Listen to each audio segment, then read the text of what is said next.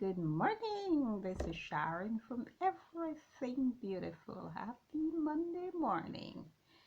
So, this is a continuation of last night's video, and I want to share a few tips with you that will somehow help you to ensure that your garment fits much better, because people have different body types. Now, sometimes when you put the zipper in the back of a dress, you know what happened?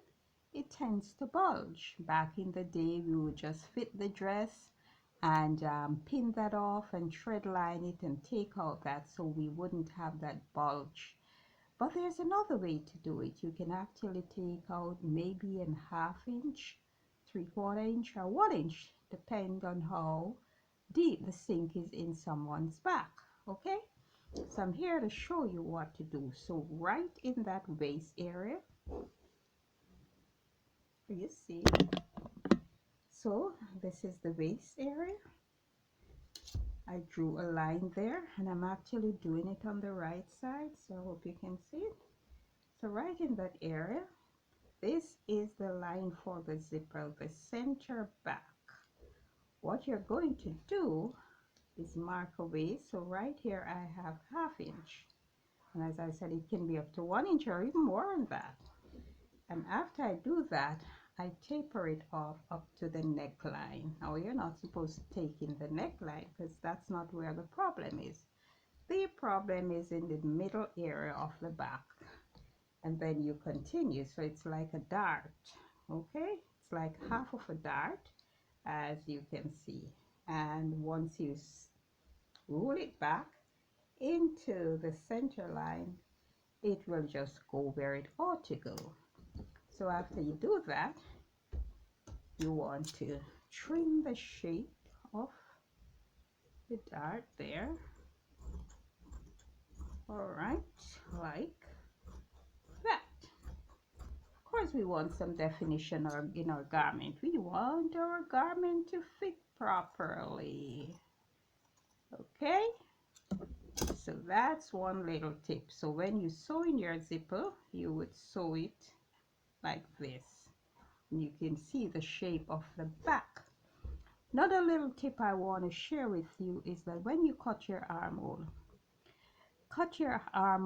I always use half of the length of the blouse. Now, some people, the length of their blouse tend to be very long because they want to measure from their shoulder to below their navel.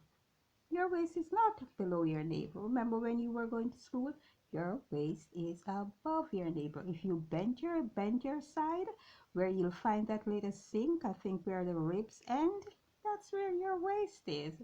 So if you make your garment properly, it will find its right place. You know, take your measurement, I mean, properly.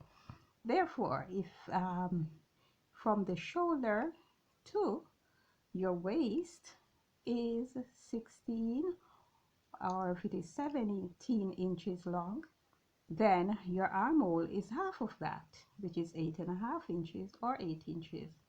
I'm asking you please to use that exact amount for your armhole, because what I find most of the times is that the armhole is too big, and when the armhole is too big, you get a lot of extra fabric there. You the sleeve can't fit in properly, and you mess up. It's best if it's a little small, and then you can pair it a little, and I'll show you how to pair it. So when you pair your armhole, don't go back in this area. You just need to pair it right under the arm, right there. Just so, you just need to pair it. Okay, just a little bit off there. Let me see if I can find. Yes, so this is your armhole. So if you're going to pair it, if it's a little bit too small, you don't go back in this area. You just take a little bit of hair, and that will lengthen your armhole.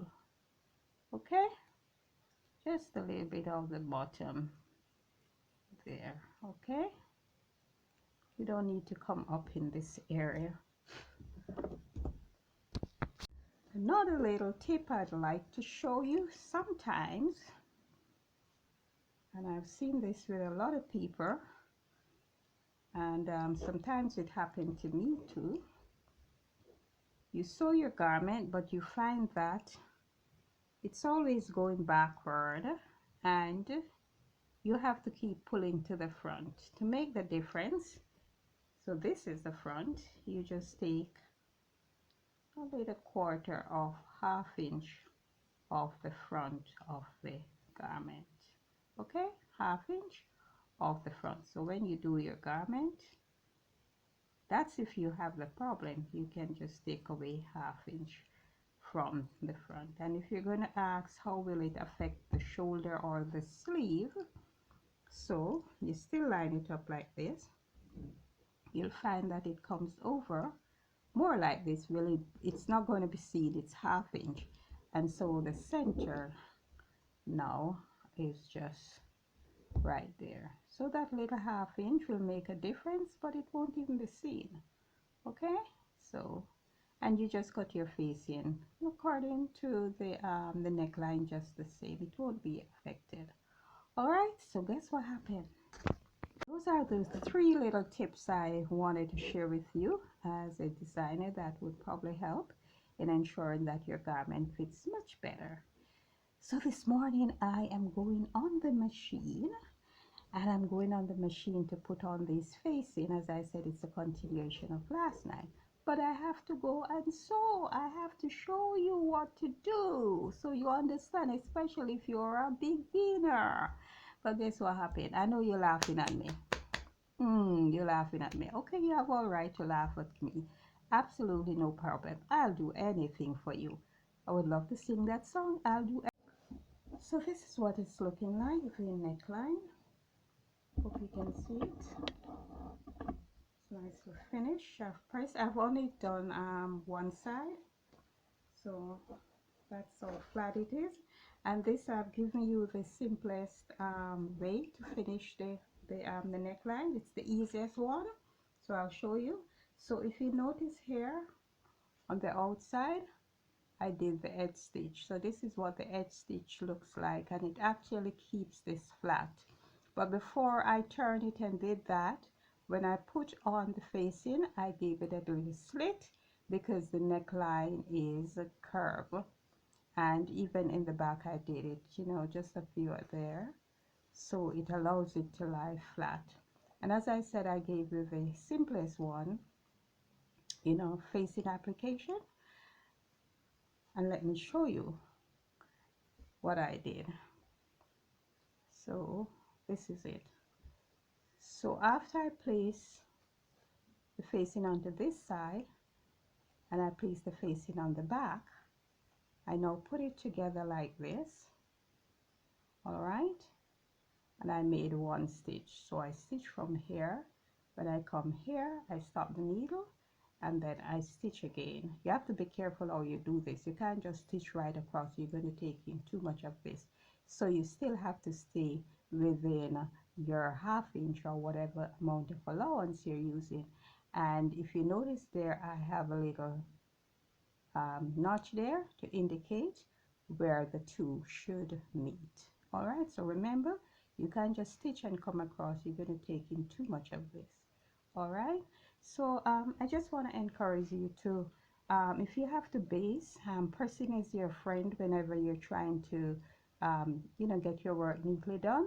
So take the time out to base and to press, and to ensure that you're you know, you continue to improve as you learn.